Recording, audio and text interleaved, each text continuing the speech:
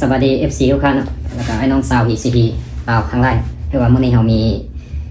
ECP งานเวียดนามมาแนะนำเนาะว่าประกอบ5ก็แล้วเนาะตัวนี้เนาะที่ว่าประกอบเป็นประกอบตามลูกค้าสั่งเลยเนาะตัวนี้เนาะว่าตัวนี้เป็น MC เนาะตัวนี้ MC นะที่ว่าใส่วาล์วเซตทันที่ว่ากล้องมาคูดเนาะว่าเป็นกี่มือยางใส่เราโพลีกอน45 เซนเนาะตัวนี้แล้วก็หั่งอะลูตัวนี้หั่งอะลูกคนตัดเลยให้กับมันให้เนื้อทอดได้ตัวนี้ลูกค้าให้ใส่วาล์วแปดแหวนเนาะตัวนี้คือว่าบอดี้อัพเกรดเนาะ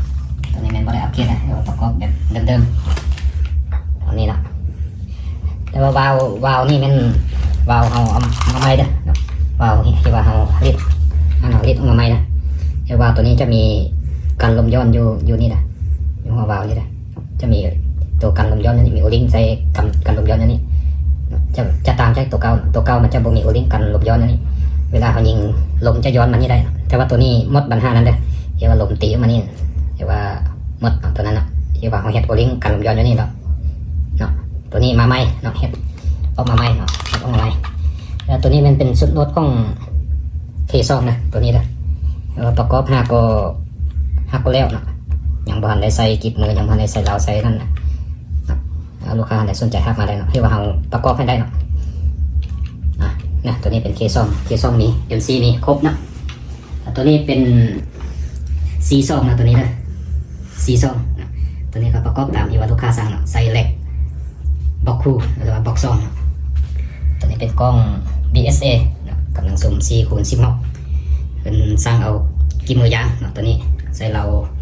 โพลีกอนตัวนี้เราแป๊ดเกียวตัวนี้เราโพลีกอนมีเราแป๊ดเกียวเลยเด้อมีแป๊ดเกียวมี10 เกียวใส่เก็บเสียงเก็บเต็กเนาะแต่ว่าลูกค้าให้เขียนลายคาร์บอนให้เนาะตัวนี้เนาะเขียนลายคาร์บอนมันอยู่ขอบลำกับว่าอยู่เก็บเสียงเนาะตัวนี้ก็คือเรารีวิวรายคลิปมันเนาะให้ก็เยอะตามนี้เนาะแรกตัวนี้ลูกค้าสั่งตั้งอยู่12เนาะแรกก็คู่ลูกค้าสั่งตั้ง12เราตั้ง12ให้เนาะตัวนี้เป็นฟักเตอร์อันนี้ก็ประกอบตามที่ว่าลูกค้าสั่งที่ว่าเพิ่นเอาตัวกรงไก่นี่เอาเป็นสีห้องนะแล้วก็ตัวเซตนี่ก็เอาสีห้องให้สีห้องแต่ว่าตัวนี้เป็นสีดำเอาประกอบใส่ตามที่ว่าลูกค้าสั่งนะตัวนี้ใส่ราว50 เซนนะเก็บเส้นเก็บเต็กหั่งคาร์บอนตัวนี้เป็นดำเลือดนะหั่งคาร์บอนดำเลือดของ BSA คือว่าเว้าเรียงอันการทำงานต่างๆก็คือเราได้เว้ามาละคลิปพันเนาะเพราะมันเป็นเครื่องรุ่นเก่าคือเก่าเนาะระบบการทำงานเนาะตัวนี้คือกันเนาะตัวนี้ก็ลูกค้าสั่งเอากล้องเวทฮันเตอร์เนาะตัวนี้เป็นเวทฮันเตอร์ว่ากำลังซูมเมน4x16เนาะแต่ว่าตัวนี้โอเคอยู่เพราะว่ารับประกันมันก็เรียงการความคมชัดนี่คมชัดรับประกัน100เนาะตัวนี้คมชัดดีแล้วลูกค้าสั่งเอาเป็นหั่งคาร์บอนตัวดำด้านเนาะตัวนี้ดำด้านหรือว่าหั่งพาสเซลตัวนี้หั่งตัวนี้ก็ราคาจะเพิ่มขึ้นเพิ่มจากตัวอัน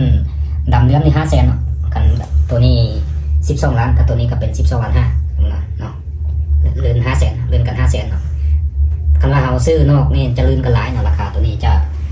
ประมาณ28หรือว่า3 ปลายก็ได้กันว่าบางห้างขายกับประมาณ3 ล้าน บาทบางห้างขายกับประมาณ2 ล้าน 8ประมาณนี้เนาะตัวนี้เนาะตามนี้เนาะใส่แลกบ่คู่กับตามนี้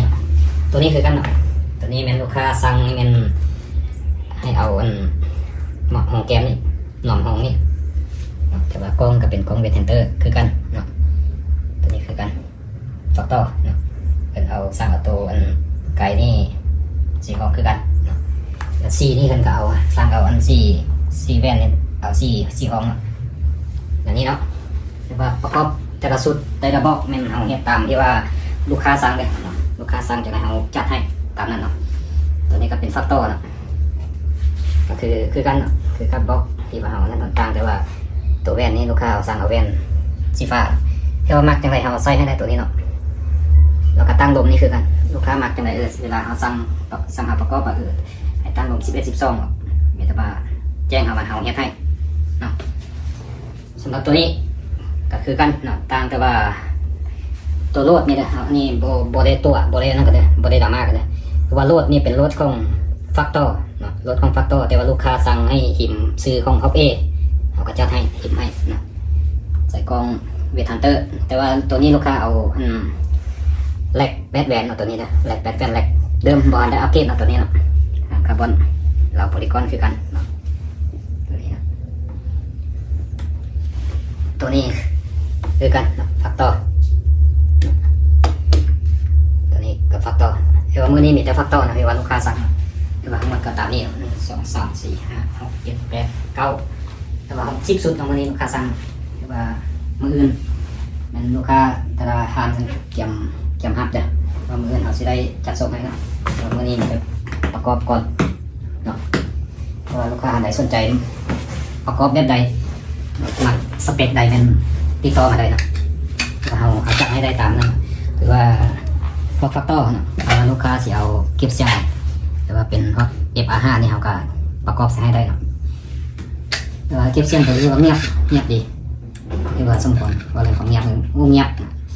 ว่ายิงกันว่ายิงเขาอยู่บนเปิดเลยนึงอยู่กลางแจ้งนึงเสียงก็เขาแต่แป๊ะเสียงค่อยสุดนะตัวนี้นะแล้วก็เบาอีกเนาะตัวนี้เบาถ้าส้มเทียบกับอันพวกอันเกมเต็กหรือว่าพวกอันอื่นนี่ต่างอะไรเนาะเบาตัวนี้มันจะเบานะตัวนี้เบาสุดนะตัวนี้มันจะเบาบนหนักเลยแล้วตัวนี้นะสำหรับเก็บเสียงนี่มันจะมีหูระบายอากาศตัวนี้แหละเวลาเรายิงลมจะระบายออกนี่เลยออกปลายออกแล้วก็ออกตามพอเก็บเสียงนี่นะมันจะมีหูอยู่นี่เนาะว่าแต่ละร่องจะมี3หูอยู่นี่หูน้อยอยู่นี่รับประกันความเงียบนะตัวนี้เนาะเงียบร้อยนะรับประกันว่าเงียบดีซึ่งควรเงียบอะไรความเงียบว่าสาวเงียบเก็บเสียงมานี่ก็เก็บเสียงตัวนี้ว่าโอเคเงียบไรเนาะตัวนี้เนาะแล้วตัวนี้เนาะเป็นเราซูเปอร์เฮฟวี่เนาะตัวนี้เนาะว่าแรงประสิทธิภาพของมันลูกค้าหลายๆคนก็ซิฮู้แล้วเนาะว่ามันเป็นอะไรเนาะเราตัวนี้เนาะคุณภาพมันเนาะรับประกัน100แน่นอนเนาะเราตัวนี้เนาะ100แน่นอนเนาะราคาตัวนี้มัน7 ล้านปลายเด้อเดี๋ยวเราเฮ็ดให้ว่าครอบยิงเลยเนาะเดี๋ยวเราจะใส่อันครอบลำของอะลูเนาะเอาใส่แบบอันเฮ็ดแบบลำพองนี่นะเฮ็ดแบบตัวลำพองนี่นะแต่ว่าเป็นของอะลูเนาะอันนี้เนาะแล้วค่าสนใจทักมาได้เนาะตัวนี้เนาะรับประกันตัวนี้เลยรับประกัน100แน่นอนเนาะแต่ว่าบ่มีเนาะว่าสิก๊อปปี้นะเนาะบ่ให้เฮ็ดเป็นหรอกนับแต่เครื่องอะไรทุกสิ่งทุกอย่างเนาะบ่ได้ก๊อปปี้เป็นหรอก